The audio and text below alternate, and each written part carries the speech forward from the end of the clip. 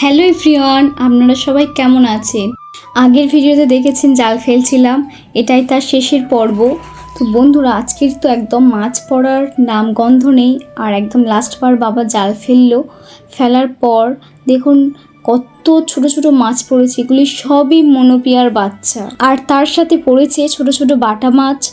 জালটা পালার ওপর পড়ার কারণে মাছ বার হয়ে যায় এবং মাছেরা জল একবার চালা পেলেই হয় মাছগুলো ঠিক পালার মধ্যেই সব চলে যায়, আর কেউ জালে পড়ে না। আর এমনিতে বর্ষাকাল, প্রতিদিন বৃষ্টি হচ্ছে, আর অনেকটাই জল বেশি হয়ে গেছে। জাল ডুবতে না ডুবতে মাছেরা পালায়।